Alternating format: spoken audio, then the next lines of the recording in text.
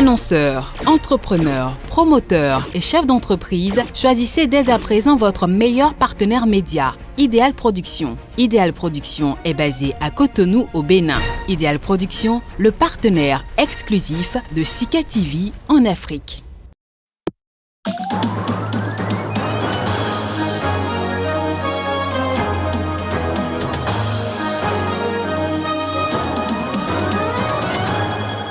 Au sommaire en Somalie, Farmajo sous pression se résout aux élections. Le président a appelé mercredi un retour au dialogue et à la tenue d'élections.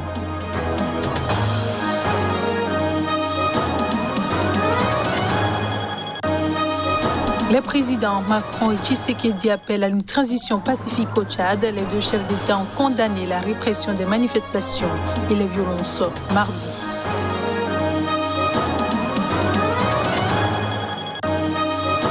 Et puis au Burkina Faso, 3 journalistes européens exécutés après une attaque dans l'Est, 2 Espagnols et un Irlandais. Ils étaient portés disparus depuis lundi.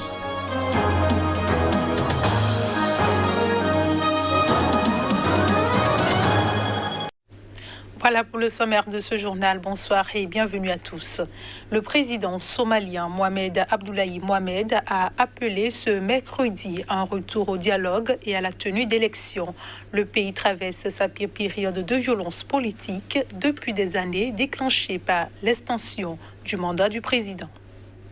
Le président somalien Mohamed Abdullahi Mohamed, mis sous pression par ses alliés, a appelé à la tenue d'élections à l'issue d'une journée de mardi qui avait vu des habitants de Mogadiscio quitter leur quartier, créant de nouveaux affrontements armés.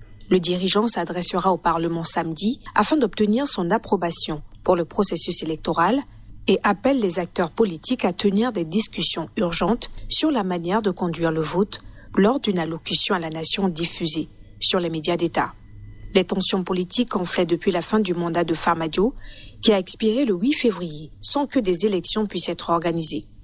Le 12 avril, le Parlement a voté une loi prolongeant son mandat de 2 ans dans l'attente de l'organisation d'un scrutin à la fureur de l'opposition. L'impasse électorale s'est transformée en affrontement armé dimanche soir, alors que des combattants alliés à l'opposition installaient des barrages dans plusieurs quartiers de Mogadiscio. Le président et les dirigeants du Puntland et du Jubaland, 2 des 5 États semi-autonomes de la Somalie, ne sont pas parvenus à s'entendre sur la manière de conduire les élections. Mardi, 2 États semi-autonomes, ceux de Galmudug et Dir Shabelle, ont officiellement rejeté la prolongation du mandat présidentiel et appelé à la tenue d'élections. Allié de Farmajo, le Premier ministre a salué cette déclaration et appelé à l'accélération d'élections justes et libres. Il a également appelé les commandants militaires à ramener leurs forces à leur base et exhorté les leaders de l'opposition à arrêter les actes et mouvements qui peuvent générer un conflit violent. Des hommes armés ont attaqué ce mardi un camp de déplacés dans l'état de Benue, dans le centre du Nigeria. 7 personnes ont été tuées et 9 ont été blessées, a déclaré le gouverneur de cet état. On le suit. L'attaque a eu lieu à l'aube sur un camp abritant près de 21 000 personnes ayant fui leur village à la suite de précédents affrontements entre éleveurs et agriculteurs. 7 personnes sont mortes dans l'attaque et de nombreux blessés ont été transportés à l'hôpital, a déclaré mardi le gouverneur de Benue, Samuel Ortom, en visitant ce camp à la périphérie de Makurdi, la capitale de l'État. L'État de Benue est situé dans la région de Middle Belt, secoué depuis des années par des affrontements meurtriers entre éleveurs, nomades et agriculteurs locaux autour d'enjeux fonciers et de rivalités pour le contrôle des pâturages et de l'eau. L'attaque, vraisemblablement perpétrée par des bergers peuls, était inhumaine, barbare et inacceptable, a dénoncé le gouverneur, qui a lancé un appel au président nigérien Muhammadu Buhari pour qu'il agisse au plus vite. Nous sommes mis à rude épreuve. Notre patience et nos prêches en faveur de l'état de droit sont mis à rude épreuve. Les gens en ont assez. Les raisons de cette dernière attaque ne sont pas connues avec exactitude, mais les tensions sont en hausse dans la région depuis que le gouvernement y a promulgué une loi interdisant le pâturage ouvert du bétail.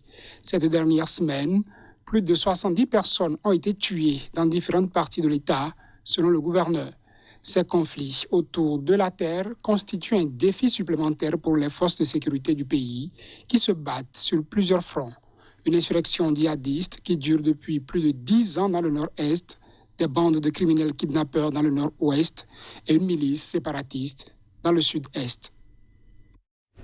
Je le disais en titre au Burkina Faso, deux journalistes espagnols et un Irlandais portés disparus depuis une attaque lundi dans l'est du pays ont été exécutés, a annoncé ce mardi un responsable des services de sécurité burkinabé.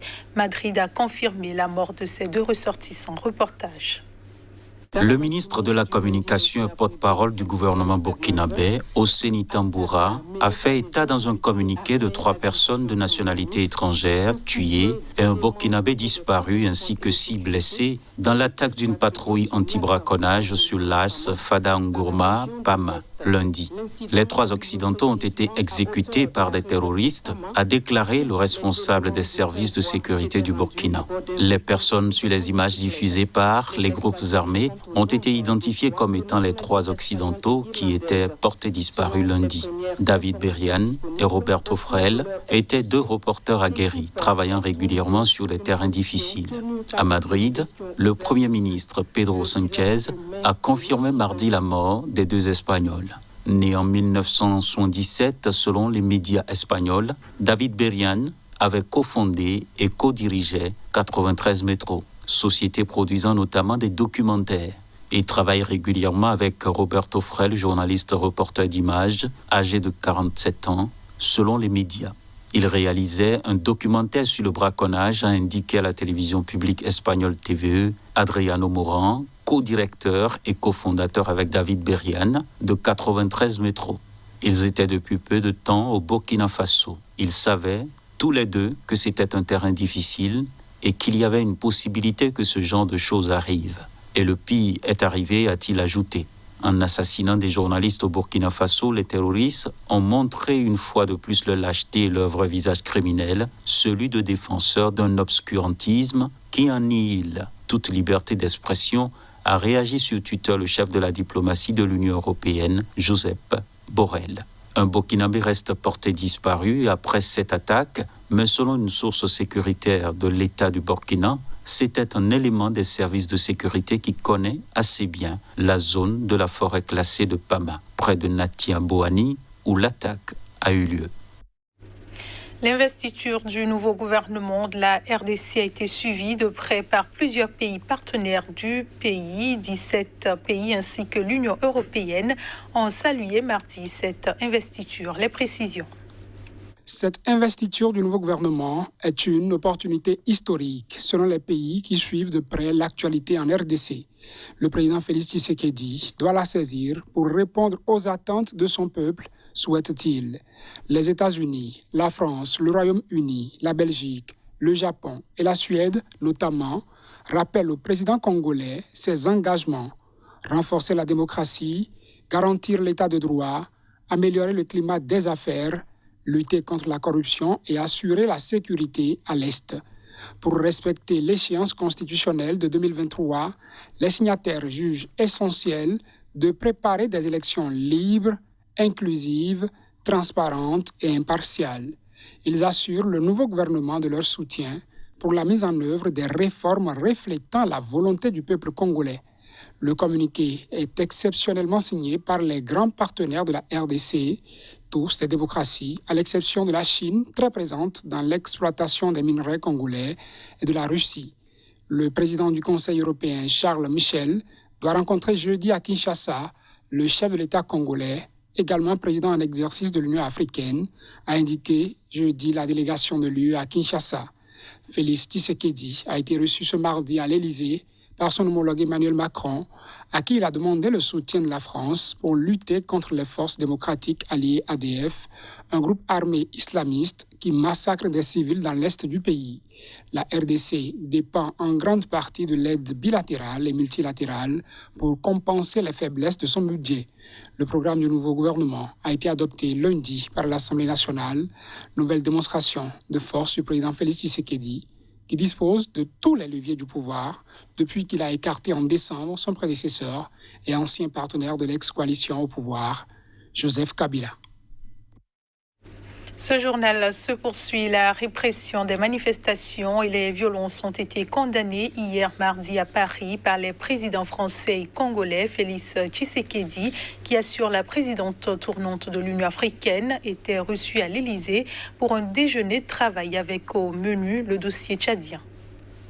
Dans une déclaration commune, les présidents français et congolais ont condamné fermement la répression des manifestants au Tchad et appelé le Conseil militaire de transition à respecter ses engagements, notamment celui d'une transition pacifique et inclusive.